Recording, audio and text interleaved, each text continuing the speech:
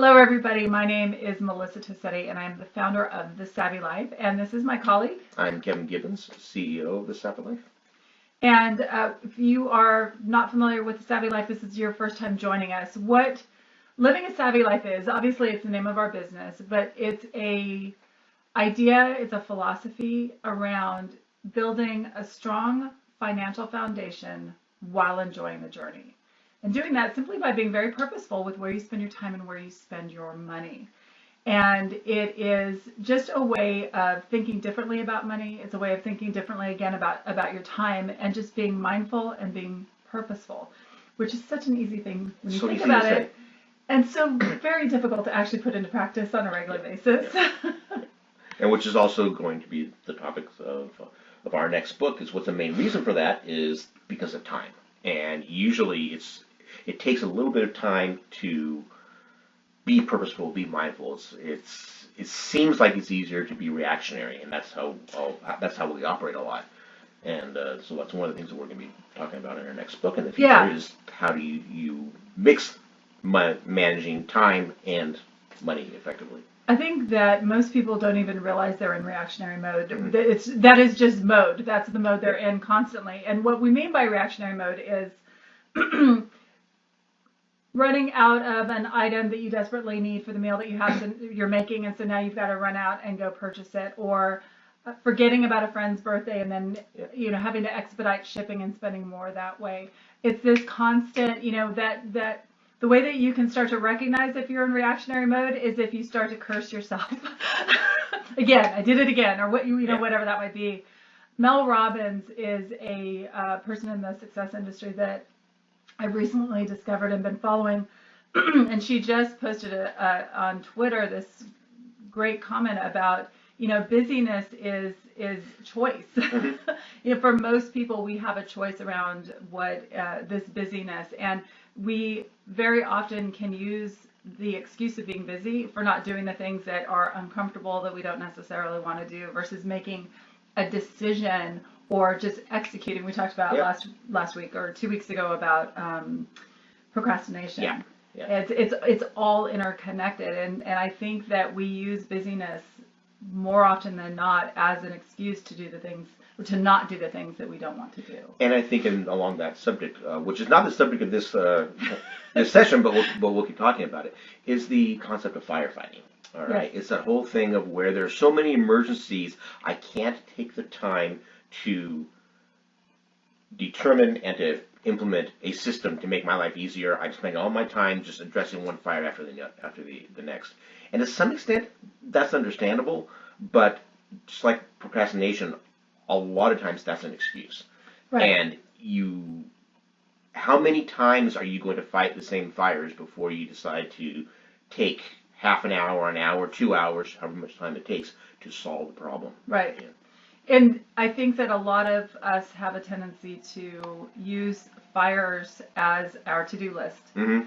So instead of that's just what needs to be done today, is what needs to be done today, versus I'm being proactive. And I say this from the perspective of, I'm pretty sure I confess like 4 times every time that we stream, I'm not a naturally born organized person. I say we a lot because I mean like we. This is something that I really have to be conscious of and fight on a regular basis. And I'll give you a perfect example in self-confession.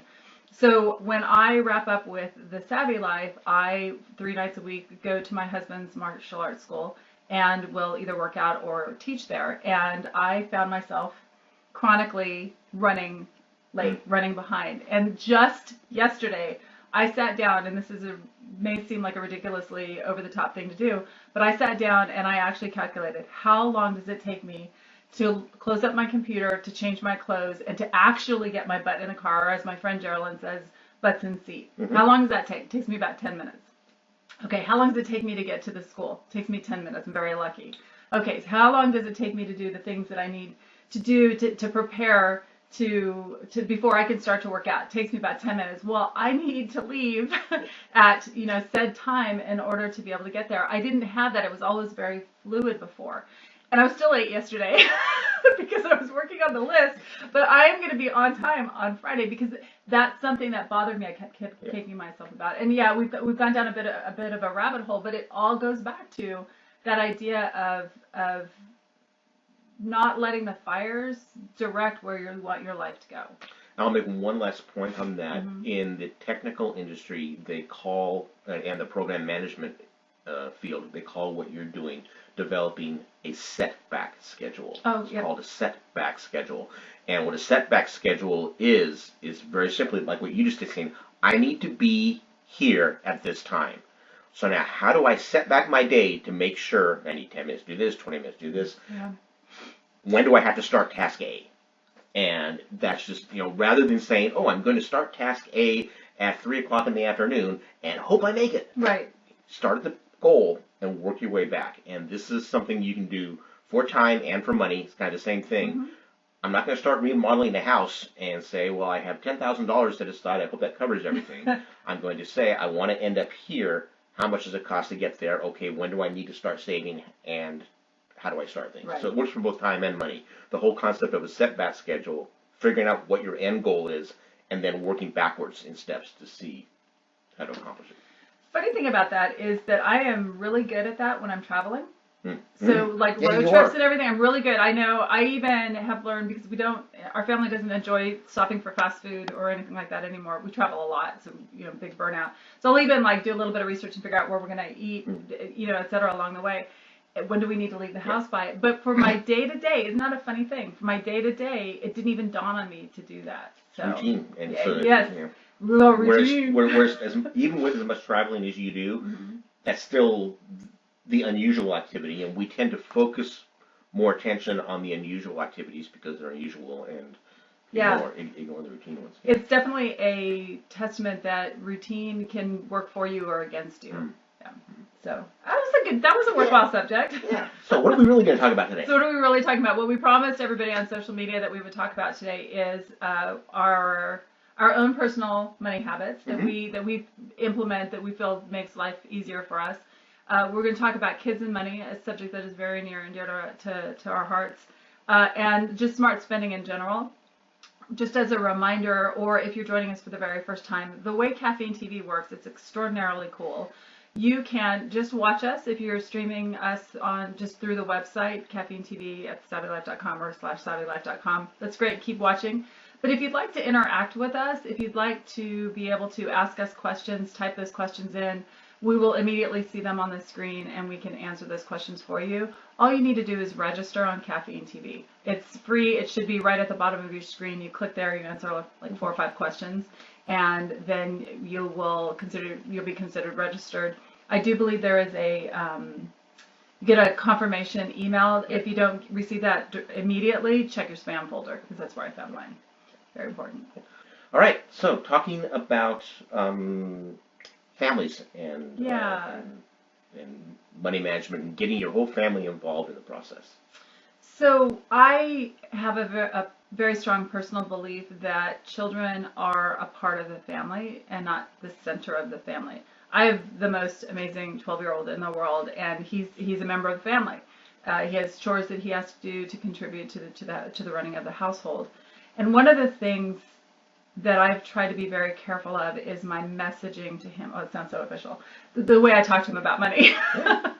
And the reason is because for some reason as a kid, and I don't think that it came from my parents. I really don't know where it came from, but I got the money message that we couldn't afford stuff, right? We did a lot as a kid. I had a horse, every animal known to man. So we did plenty as a kid. But for some reason, I got that messaging, and that messaging carried through into my early 20s, and it really took a long time for me to shift that. And it's truly the reason that I became so fascinated by money skills, etc. But that being said, I didn't want him to have to go through that. I wanted him to feel comfortable about money. Money's just a tool. That's all it is. There's plenty of money to be found out there. Use it purposefully, right? So how do you? At the time I started thinking about this, how do you tell a 5-year-old that, right? And not like freaking him out. Very often I'll get asked when am I going to write a book about money for kids, and I tell everybody when Dante is 30, and I know how it worked out. Until then, all I can tell you is that right now he is actually really well adjusted around money. He's a money maker. I mean, the kid's got jobs babysitting the next door neighbor's English bulldog, coolest dog in the world. He sells Gatorade at our martial arts schools with the special events and stuff. So he's really, that I really appreciate, is he understands how to, that he can make it, that he has that opportunity to be able to make it. And then admittedly, naturally, he is very good at saving up for things that he wants. At this point, he buys the majority of his video games. He bought himself an Oculus, it's a virtual reality gaming system. He bought, saving his Gatorade money, his Milton walking money, and Christmas and birthdays. So somewhere along the way, he understood that to just make choices. And that's what Kevin and I want to talk about today, is just that idea of letting children understand that there are choices to be made. So you can do this or you can do that. Can't always do both. Or if you want to do both, maybe you might have to wait a little bit, save a little bit. But it's the best thing that you can give to your kid. I think it is one of the greatest lessons you can give to your kid, is these money lessons of choice, right? Yeah, I think that's key. And I think that the other thing is, when I was thinking about talking about this topic earlier, I started to think about, what do you convey when you tell your child that we can't afford it? Mm-hmm. Well, you're right. There is some sense of anxiety that goes along. The other thing that I encountered was, my parents were very loving, and we had a pretty good middle class income. My dad was a technical professional and did all right. But again, my parents still had that attitude. And what I learned is that when I got out of school and I started making pretty good money, it's like, ooh, now I can't afford it. And then so it's like, well, if I can afford it, I can go buy it. And well, no, you can't, because you still need to have a plan. Mm-hmm. You still need to make sure that you're being intelligent and purposeful with your money. It's also, to say we can't afford it is kind of an empty statement. What does that mean? That's very true. That's very true. If we, and especially for a child, if you make $30,000 a year, and you tell your child you make $30,000 a year, most children are going to think, oh my God, that's a huge amount of money. We can afford anything. Yeah, we can afford anything. Well, yes, you can. If you make $30,000 a year, you can go buy yourself a new car every year. Most cars are less than $30,000. As long as you're willing to not eat, not have a place to live, not pay for medical insurance, not pay income taxes. Right. Okay.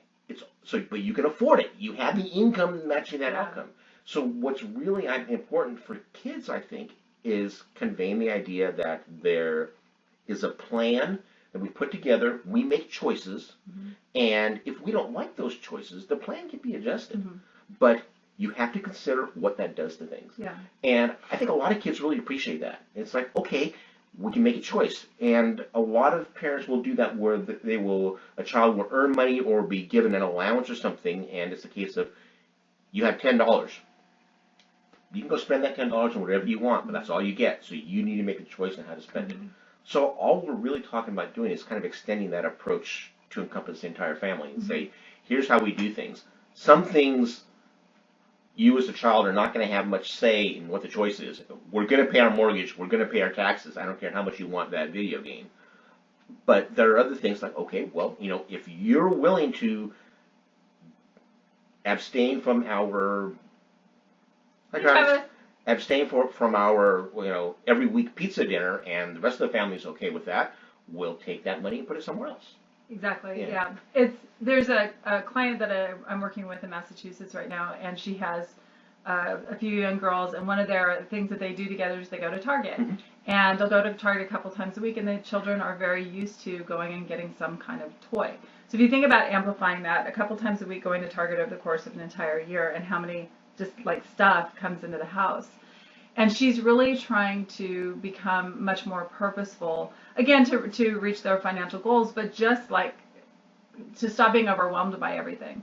But she was very worried about the messaging all of a sudden, like pulling the reins on that. And so what we talked about is this idea of try not to do it in one fell swoop, because I think that's when you shock, right? That's not the idea, but maybe every other time or every third time, just say, you know what, we're not going to do that right now because we're going to be doing this instead. And it may not be immediately, because they're so used to it, it may not be immediately absorbed, but it's that idea of gently, not pushing them, gently easing them into it. And it just, there's so much of our messaging and our thought processes around money are given to us or absorbed in our childhood. That's one of the reasons why I try to be very gentle when we're talking about shifting spending around and for kids, because you don't want that resentment, you don't want to be the bad guy, right? So how do you do that? You give them some empowerment. And if they come back and say, I don't want to do that, I don't want to go to Disney World, I want the toy now. Okay, remember. That might be something that you might want to. Now for kids, like depending on their age and everything, they might not be able to associate that just yet, and so it's figuring out a way to say, okay, you're going to get that toy, and just maybe every couple of days remind them, you remember, we're not going to Disneyland World now. But you're not going to Disneyland. Yeah, well, you could do that. No, we're talking about really damaging. So it's so challenging for us, in one moment to explain the best way to manage that. And your kids better than anybody else, but it's just that idea. I believe easing them in is one of the best things to do, and then that gives them the opportunity to just think about it a little bit. The other thing it's about kids and money is there are lessons every day to teach kids about spending, about what the world looks like financially. And I'm not talking about showing them what the mortgage is and that you have the next 19 years to pay it off. I'm talking about simple lessons, right? Getting them involved in creating the grocery list to go to the grocery store. You may not want to take them to the grocery store with you, but they can help you figure out what is missing. This is life skills and this is money skills. Having them help around, one of the things that Dante has to do is he has to let me know when we're low on pet food and when we're low on things like kitty litter. And the reason is I want him to have that. Those are his animals. That's his responsibility to let us know when that inventory needs to be replenished. So little things like that can make a big difference. I think that's also incredibly important to teach kids, because what we were talking about at the beginning of the hour was being in reactionary mode and being surprised. And again, you can kind of take the idea like, oh crap, I just gave the dog food the dog the last bit of food, I have to go buy dog food tomorrow, and that's a reactionary cause that you want to avoid by getting the children in this idea of we have to manage the things we have to manage our consumables, and we have to replace them on our schedule, not their schedule. Again, incredibly valuable lesson to teach them at an early age, and giving them that responsibility of these are your animals, you need to take care of them. If push comes to shove, the animals aren't going to starve if Dante forgets to tell you to buy food. But but it's important that they understand that they have, not only do they have responsibilities, but there are entities who are relying on them. Right.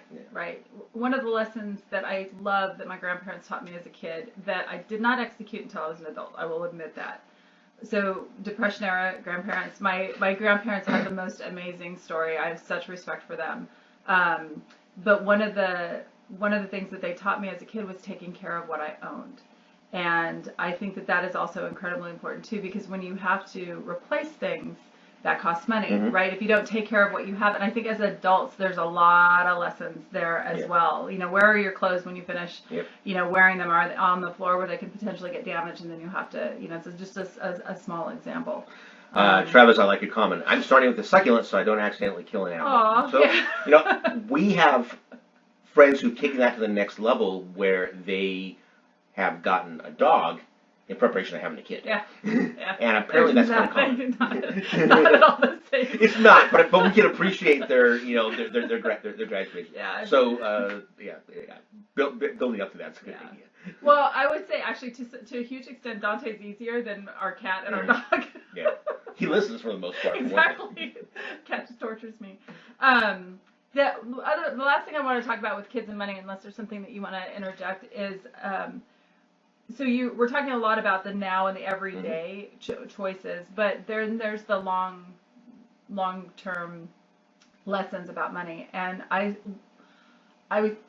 struggled for a long time, because struggle is an extreme word. I thought for a very long time about how do I want to teach Dante about saving money and investing, right? Because for a kid, it can be very difficult. Like, I'm saving this money, but when do I get to spend it? Yeah. And that's where I was really struggling. Like, okay, so what am I going to tell him? He can't. Yeah. And then it finally dawned on me, and I'm actually very proud of this. It finally dawned on me that I don't need to explain to him compound interest or what he's going to do with that money or anything later on. I just simply said, you're going to set this money aside. You're going to set, it's your choice. You can set aside 10% of all the money that you bring in, or 20% of all the money you bring in. And that's for you to be rich. So if you want to be rich in the future, you're going to need to set aside this money. Do you want to be rich? Yeah, Mom, I want to be rich. Okay, so if you say, and then what I did do this. I ran the numbers for him on if he saved $100, if he had $10, if he had $100, good Lord, I should have drank more coffee before this, and then he ended up saving $10, what that would look like in 30 years.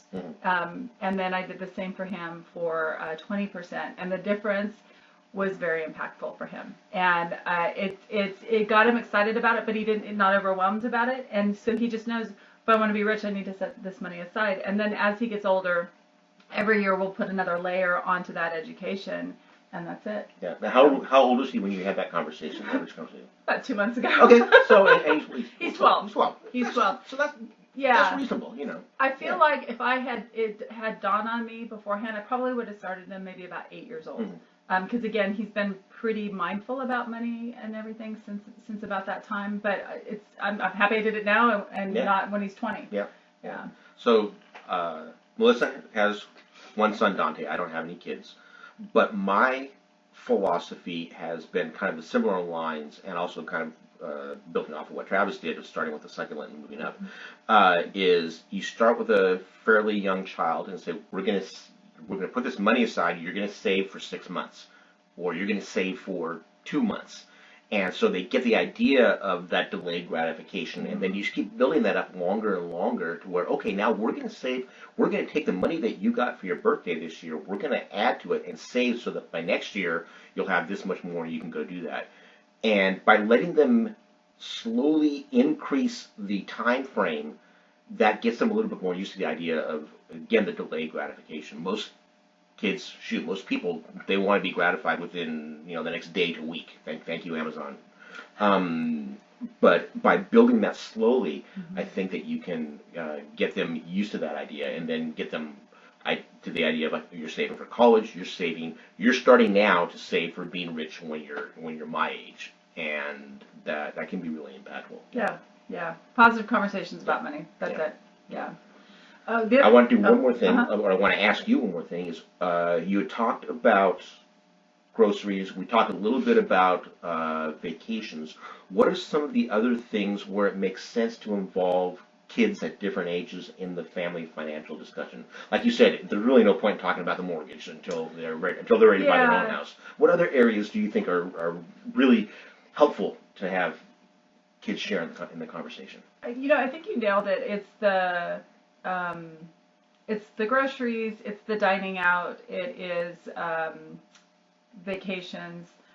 So a lot of the discretionary spending, really. Mostly the discretionary, because again, the fixed stuff, it is what it is. I will say one of the things that actually my husband, Paul, taught him is, and this was based on video games, kid's a video game hound.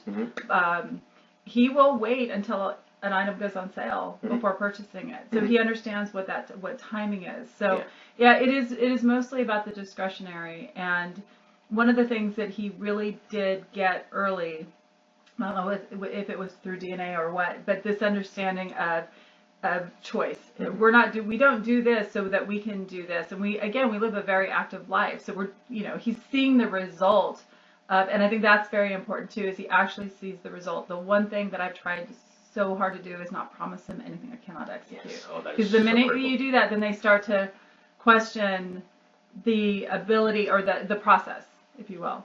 Thank you. The question is, what inspired us to do this content?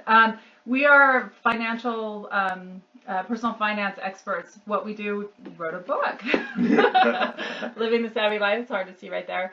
And what we do is we actually work one-on-one with people to help them to create spending plans and to shift their habits around money so that they can do the things that they want to do. We work a lot for financial advisors working with their clients to do this. We work with individuals. And we also teach classes on everything from savvy grocery shopping, savvy travel, savvy holidays, savvy clothes shopping, you name it. And I think, I won't swear to it, but I think that last time something on this topic came up and we just touched on it. I remember that immediately after the last caffeine TV, I said, I've got a great idea. This is what we should talk about next time. And so I'm going to say that I'm going to say that it was inspired because of a comment that came up in the last in the last session. And what that leads to is we can sit here. We've gotten pretty good at talking to a little white dot on the computer screen for an hour straight. But this show is a lot better if we get a lot more interaction. So if we get interaction, so please feel free to comment and ask questions and stuff. Yeah. We get a lot. It'd be a lot better. So. Let's see. So Snow Cipher says my spending plan is don't buy almost nothing. So is that because you don't enjoy spending, or are you saving for something? So that's a question that I have for you. And then in the meantime, I will say we have our next topic that we're going to talk about. But again, ask us questions. We talk about money all day long. That's what we do, and so we're pretty good about answering questions on the fly. So our next topic that we wanted to cover today is we teach Travis, I like money. I like money too, Travis. We teach actually an entire class on the 9 savvy money habits that will help you to live and sustain a savvy life. But we realize that on top of that, there's so much more. Wow. On top of that, there's so much more about just the little money habits that we execute, that our clients execute on a regular basis, that we wanted to share with you. Before I get to that, though, I just want to see. So Snow Cipher says that you don't spend because your profession has moments where there are lapses in work. So you, I'm guessing, are in the tech industry, and so you always have a backup for funds. Okay. Yeah, that's really important. Yeah. And that's one of the things that we talk about is, how to kind of bridge that gap to make sure that you do have that reserve, and figuring out, again, what kind of a plan do you need in order to cover the essentials and to cover the things that are fun for you while maintaining enough of that reserve to be safe. Yeah, so that's really smart. You need you especially if you have irregular income, you have to figure out how to smooth that out. Yeah. Or you can ask us to help us if you do. One thing about the idea of an emergency fund, that there's a little bit of kind of a gray area with emergency funds. Most people believe that you should set aside like 3 months worth of paychecks or 6 months or a year's worth of paychecks. And actually what experts say is that it's not the paycheck that you need to worry about replacing, because that can feel very overwhelming. It's just your essential expenses that you want to set aside. So some people will have a paycheck of $10,000, but it only costs them $5,000 a month in order to pay their rent or their mortgage, keep their insurance up, keep their car payment up, buy groceries, etc. Those are the critical things. So for most people, if there's a job loss or something catastrophic happens, you're not going on that vacation, or you're dying out. Yeah, exactly. So it's just a little rule of thumb around that. Travis says, how much should be saved up if taking months off between jobs? Oh, I love that idea. That's a bit challenging, because it depends on how confident you feel in jumping into that next job, like what the industry looks like at that time, what the economy looks like at that time, what your skill set is. Like, is there an abundance of those jobs? We have a lot of friends that are in the video game industry, and some of them have a more challenging situation because of what they are doing. There are only 1 or 2 jobs available at any game for what it is that they do. So they're looking at that next job. But that being said, I don't know what, you have a smile on your face, so I think you have a... Well, I would back up to Travis and say, what are you planning on doing in that time between jobs? Because the emergency fund is you're in an undesirable situation. You don't want to be there. So it's temporary, and you expect that you're going to be giving up a lot of your discretionary spending while you figure out what your situation is. So when you lose a job and you're using your emergency fund, you expect that you're going to be eating at home. You're not going to be going out. You're not going to be having as much fun right now. If you're taking time off between jobs, you're probably planning on having fun in that time off. That's why you're doing it. And fun usually costs more money. So you need more, I think, if you're planning to take time off than for an emergency fund, just because your purpose and your expenses are likely to be higher. Again, so I think what you really need to do is the purpose of any type of savings fund is to cover the expected expenses. So for an emergency fund, you're covering the essential expenses that you have to take care of. For a time off between jobs, what are your expected expenses? Yeah. What are you planning on doing in that time off? And that's how much money you need to have. And that's not an emergency. It's And that's the not an other thing emergency. about emergency funds is they need to be defined. You need to, in advance, define, because we've had clients that have had real emergencies and haven't wanted to touch their emergency fund Yeah. because they never defined what an emergency is. Yeah. So I agree with Kevin wholeheartedly that that's almost like, it's like your gap year, right? It's a 4-hour work week, Tim Ferriss. Like, I love the idea of the little mini retirements all through your career. I would say that I would go a step further, or I think where Kevin is in that, create a spending plan for that time. Yeah. What is it that you want to do, and have fun with that. That's not a chore. That's anticipation and creating that plan. Yeah. But it is separate from your emergency fund. Yeah. All right, so we wanted to talk about, we talk about what savvy habits are and how to track your spending and just manage your day-to-day spending. One of the things that we wanted to talk about in the remaining half hour is what you and I do, just to kind of give people some examples. Yeah, so, I had all these ideas when we came up with this, and now I'm like, what do we do? Well, one of the things that I work very, very hard at doing, first of all, I do not like having paperless statements.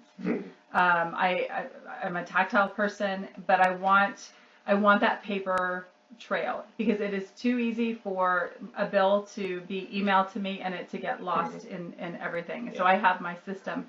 When I receive my mail, I try to stay on top of this every day, because if I let a couple of days go, then it's 2 weeks before, and that mail pile is overwhelming. So when the mail comes, I try to go ahead and go through it. I will open everything up, and I have my list of expenses for any given month, and I will go in and I will adjust what those expenses are, so I know what the true expenses are for each individual bill, because your utility bill changes every month. Yep.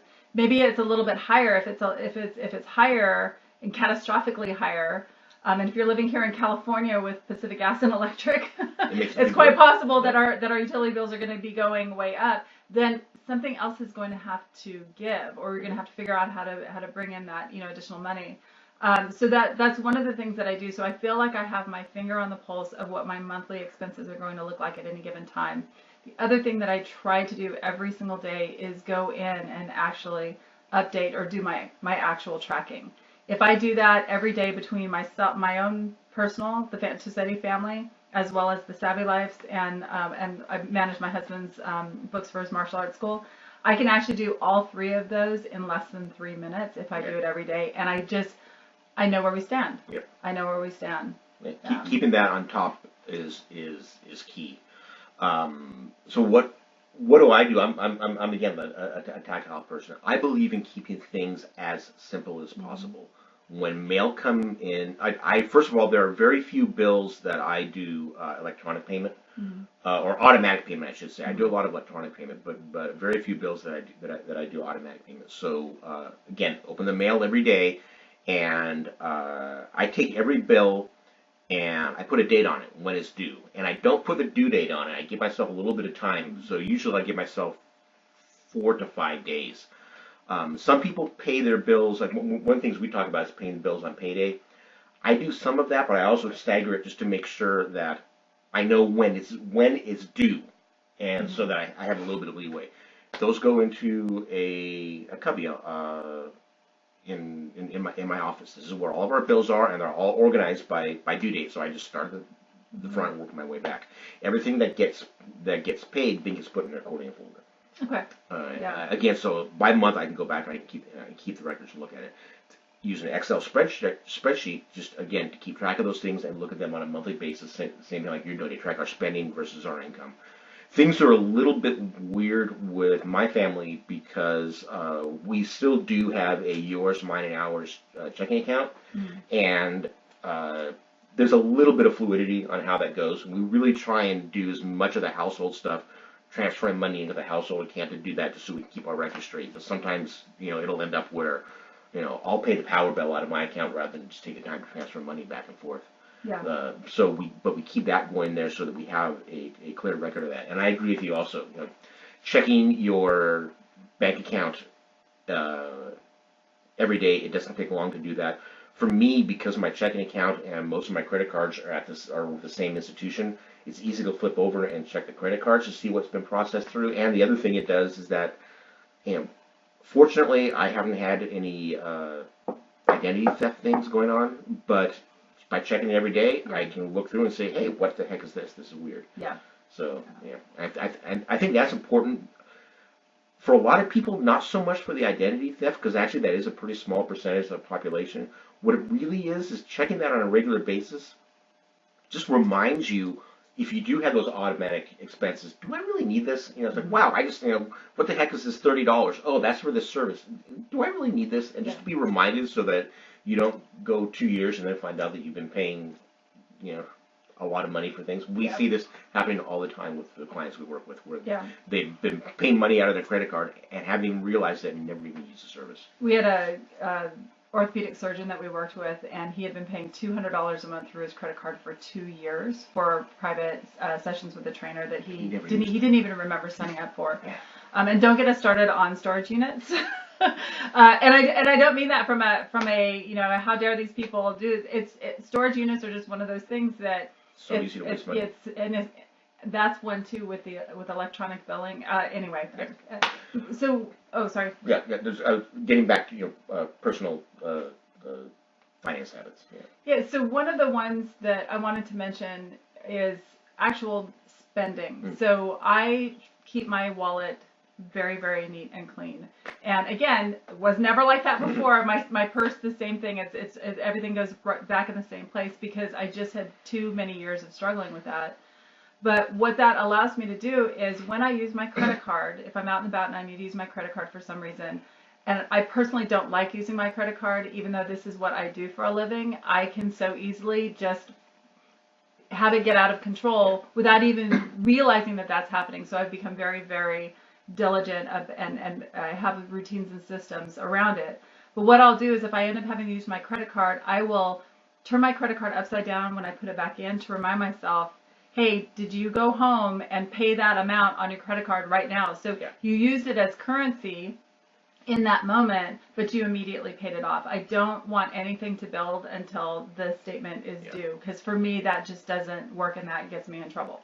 And again, I laugh because this is what I've been doing as a job for the last 10 years, and it's so easy. It's funny because for part of my life I was, well, to be honest, on my opinion, I was ridiculously well paid. I did some really specialized technical stuff that not very many people could do. And so I had a lot of money. And I didn't have to worry about tracking that stuff. And that's a very bad habit to get into because when you need to do it, you don't have the skills and usually you don't find out that you need to do it until you've gone way the other way and in trouble. So yeah, doing that and getting in that habit of paying that off that day is just an incredibly smart way to use your credit cards. Using credit cards is incredibly valuable. There are rewards that can be very useful if you use them properly. You need to have some type of credit rating for, we live in that type of world. Unless you're going to buy large items like houses and cars with cash, you need it. Even if you do that, so many companies now, if you're going to go apply for a job, they run a credit report on you. And if they don't find a satisfactory one, and that can be a blank one, they won't hire you because you're an unknown risk. Mm-hmm. So you have to have some type of credit. So I'm not saying don't use credit cards, but your idea of like, I'm going to use my credit card, I'm going to go home and I'm going to pay that off right away. That is the soundest way to keep money. Make sure that you keep your spending there. So Emerald Storm says we should be fighting against that. Yeah, I agree. It's not necessarily the best situation, but yeah, a company using a credit report is wrong. It's legal and they do it. Yeah. Well, I take that back. I believe it's legal because several companies I've worked with do it, and I'm not saying that they're necessarily ethical, but I will say that they are very concerned about lawsuits. So they've found a way to wiggle through it to where they're not going to get in trouble. And you've also worked for government agencies. Yeah. Yeah, a little bit bigger eyes on them. Yeah. One of the things that I want to be very careful when we're talking about this stuff is that neither one of us, when we're managing our own spending, is it something that we're stressing about as we're doing it, or we're doing it out of fear, or we're doing it. So we have these habits and routines, we knock it out, we don't even think about it. So we're not living in a world or a mindset of lack or scarcity or anything like that. It's just quite the opposite. Mm-hmm. By having these skills, by putting these habits and routines into place, it just frees us up to be able to do other things and think about other things and not worry about our money getting away from us. Yeah. Yeah. So, and then the only other thing that I wanted to mention is I love cash. So cash is funny. Currency is a very interesting thing, right? We can buy a cup of coffee with our phone. Everybody has different ways that they prefer to actually physically spend money, make a purchase. And I have a habit where I use my debit card for anything I can use my debit card. I use credit card only for things that I have no choice, right? And when I say have no choice, it's a purchase online or something like that, right? But when it comes to entertainment, like if we go out to eat or we go to the movies or anything like that, I actually love using cash because there's just a freedom around it. That's what that money is for, and I don't have to go and track it again and kind of spend that money a second time, if you will. And it's fun. There's something about again tactile. Emerald Storm, I appreciate you talking about this. It's not exactly the hottest topic. Thank you. Yeah, thank you. We try to find things that are interesting and useful, but not necessarily covered everywhere else, and just repeating the same thing. Speaking of cash, I did learn one interesting thing today in my brief foray into the internet news, which is for the first time in history, there are more $100 bills in circulation than there are $1 bills in circulation. Yes. And yeah, that got a lot of people wondering, and they think that most of it is because foreign investors. People are buying and collecting $100 bills around the world, using it for currency, and to the extent that they're actually little tidbit. It's all about the business. Now it really is. So there's things going on in that. The idea it's funny that you say how much you love cash, because there are a lot of articles that I've been reading. Thank you, Elliot, for sharing the broadcast.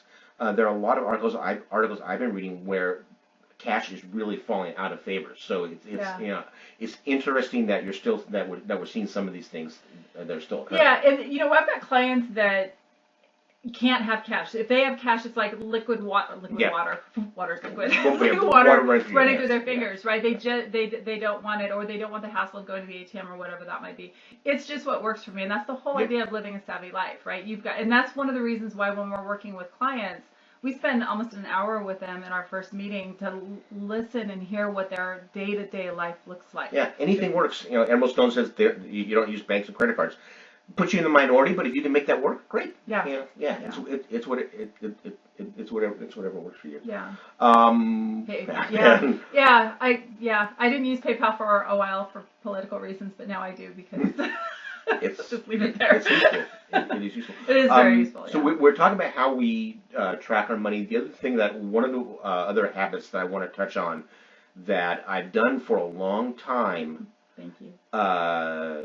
And it's really, I think, one of our most powerful habits is the whole idea of paying yourself first and saving money. As soon as I get any income, I immediately take a percentage of that and put that into my long-term savings. Like that day, if I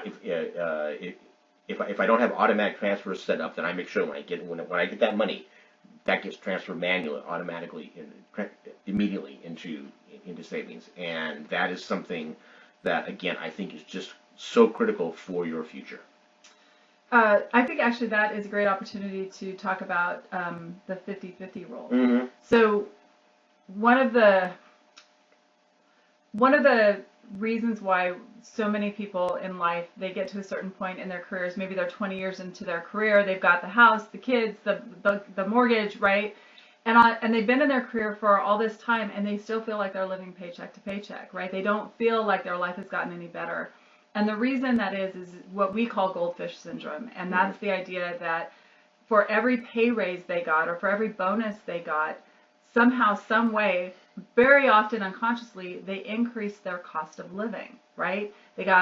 They replaced the junker car. Okay, well, you need to do that, right? You need to be driving a reliable car. You got out of the apartment and you bought a house. Okay, that's very, very reasonable. But then you hit a tipping point where you get the bigger house and the vacation home and you buy the boat, and every single one of those things has a bill attached to it. Yep. And you don't give your paycheck an opportunity to exceed what those bills are. Yep. And the way that we help clients and talk to clients about making that shift is to implement the 50-50 rule, which I actually learned from an advisor I worked for. And that is that as you receive a pay raise, a bonus, a tax refund for any of you lucky enough to actually get one this year, the idea is you are going to take 50% of that money and you're going to put it towards your wealth building accounts. Now, if you're still trying to fund your emergency fund, get that to a certain level, right, then that's where that money would go if you're not there just yet. But otherwise, you can increase it, put it to your 401k, your IRAs, whatever you need, right? The other 50% is going to go to something that you want, something, whatever you please, right? Most of our clients, it's their next vacation. That's where they really want that money to go, where they're really going to enjoy it. The hard, fast rule around that, though, is that you cannot use that money that's yours to spend on anything that will create a bill. So the example I always use is you can go out and you can buy, depending if it's enough money, you can go out and buy a motorcycle, right? But if you don't have enough to buy the motorcycle outright, you cannot use it on a down payment on that motorcycle where you will now have bills, right? The idea is that at a certain point in your career, you are no longer your income is going to continue to increase, but your expenses are going to start to decrease, or at least not increase as fast. Exactly. Exactly. I want to jump back on Emerald Stone. You may have came in a little bit later. That they asked, so do both of you work? This is our job. We are professional money educator, financial. We're cash flow planning experts, or Kevin hates it when I say this. We're glorified home economics teachers. Yeah, I'm grudgingly admitting it, but no, it's not. I'm grudgingly admitting it, but I still think it's not the best marketing tool. We work with people to help them to create spending plans for their financial goals. We also teach classes on everything from smarter grocery shopping and dining out to spending smarter on clothes, spending smarter on your travel and entertainment. And we also wrote a book called Living the Savvy Life. You can get it on Amazon.com. Sorry, I just got distracted by another book on my desk. It's on Amazon.com, and it's at your local library. We're here. We were just at the library in Redwood City. It's still on the shelf. It's still on the shelf. Yeah. Good. Stay-at-home mom. Good, and you're living below your means to do that. I know several people that have been able to structure their lives in such a way that they could survive on and thrive on one income.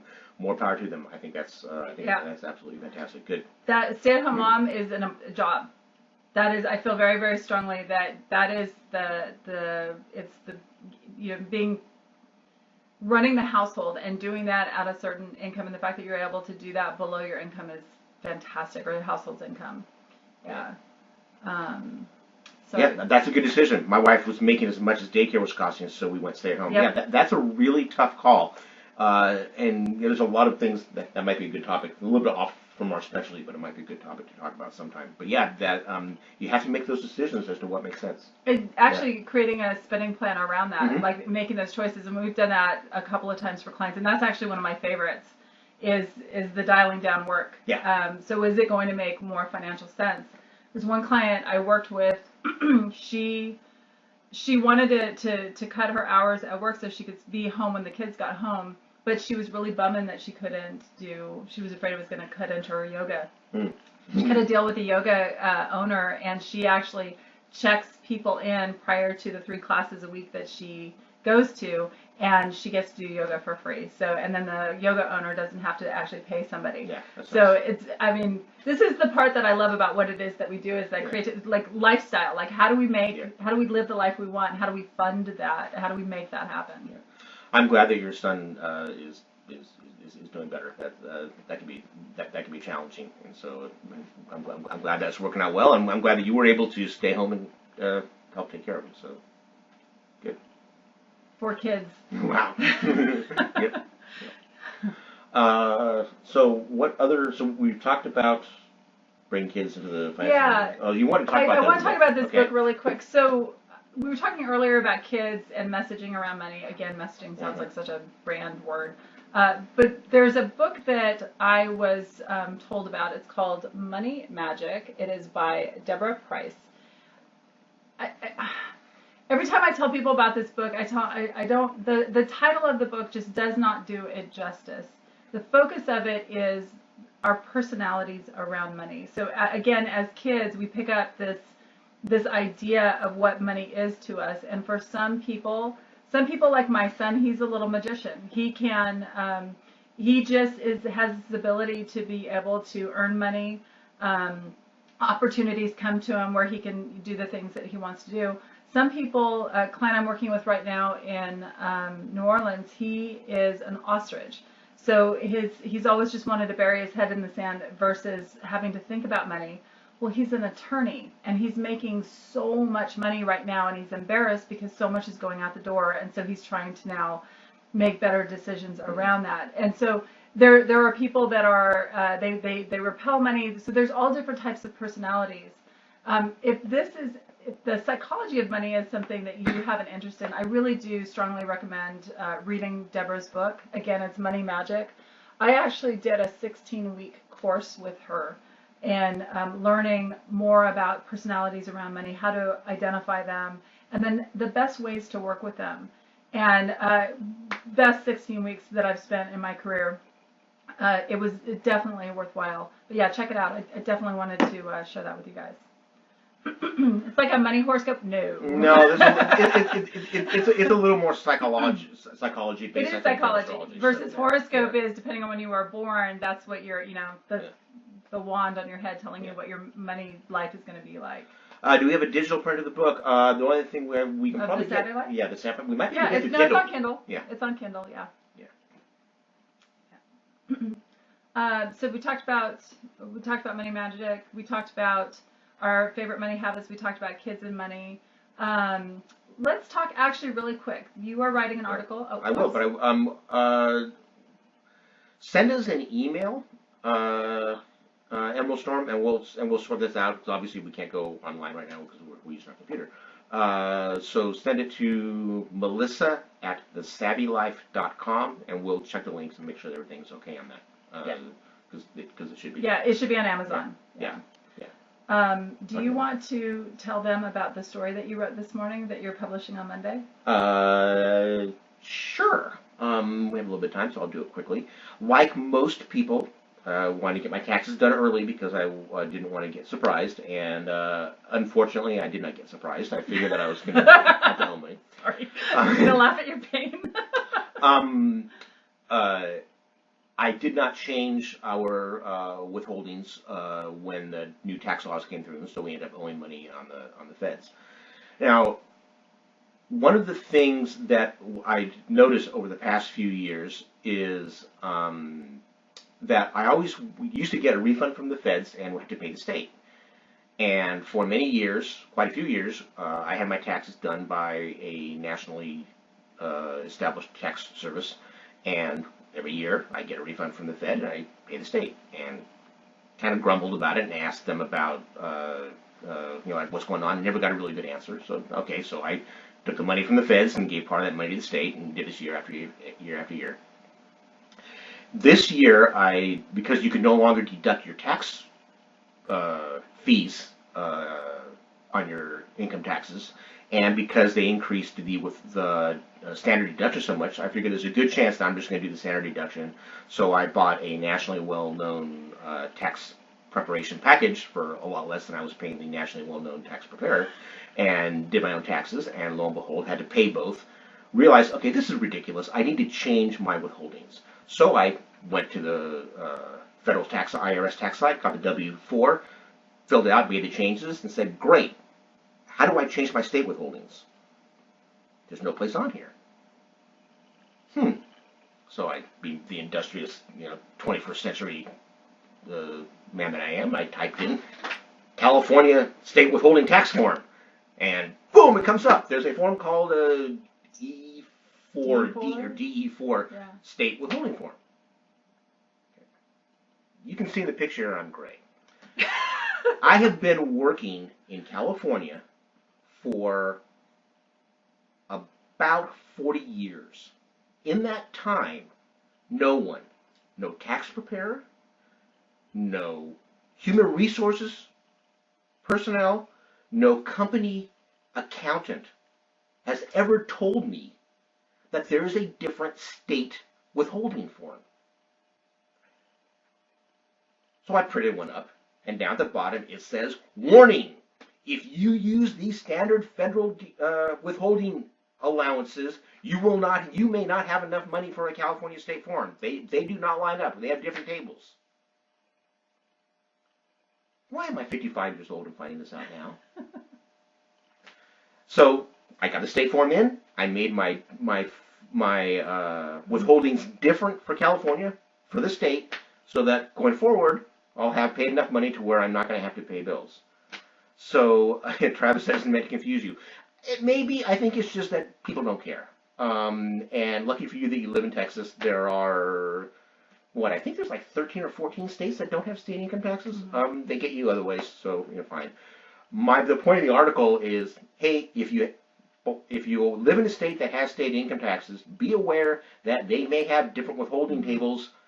At least look into it so you know what you're doing. So if you're wondering why things are weird, there's a reason. Everybody that I know gets back from Fed and owes state, and it's never made any sense. And nobody ever told me that there's a separate form. And it's like, okay, if I would have known about that 30 years ago, I would have filled it out properly, and it would have been fine. So if you go to the Savvy Life on Monday when the article is published, it's going to be in the blog section. If you could just go and post that all over social media, because everybody needs to know this, and not just California, but other states as well. Yeah. Oklahoma is terrible. We lived there for a decade. Yeah. So that's our gift to you today: is go and check your W-4s for your state. So Travis said he had to paper file. I'm old school, and I don't like the fact that everybody keeps breaking into different passwords and stuff. I always file my taxes paper in the mail. I figure that if somebody can break into the U.S. Post Office, sort through all the junk mail there, and find my tax returns, then they obviously need the money more than I do. They earned it. Okay. You're not on the KU. Okay. Interesting. What's a KU? Kindle something? Interesting. Yep. Kindle Unlimited. Oh, okay. Yeah. That may be. Yeah. Sorry about that. All right. With that, we should probably start to wrap up. Our hour is done. We will be back on March 14th. So we do every other week. Yes. So Thursday, March 14th, 12 o'clock Pacific, 3 o'clock Eastern. And we will be posting on social media what our topics will be next time. If you'd like us to cover a specific topic, please go onto social media. Ask us. We love that. We absolutely love that. In the meantime, please feel free to check out our website, thesavvylife.com. Thank you, Travis. Wait, how do we get a 9? What the heck? Anyway, sorry, thesavvylife.com. You can go on, check out all our articles, our blog posts. You can also sign up for our weekly list. It's called The List. And every Monday we send an email with 3 habits, to-dos, tasks to get you living a savvy life, sustaining a savvy life. Yep. So social media contacts, so our website, thesavvylife.com. Yep. We're on Facebook, We're on Twitter. We're on most LinkedIn. stuff. Yeah, LinkedIn. Yeah, connect with us on LinkedIn, Twitter. Yeah. Connect with me on Twitter. I'm a little lonely there. We have a bunch of followers, but nobody ever communicates with us. So please do. Okay. All right? And I think that's it. Thank you, All right. and we'll see you in 2 weeks. Thanks, everybody. Bye. Bye.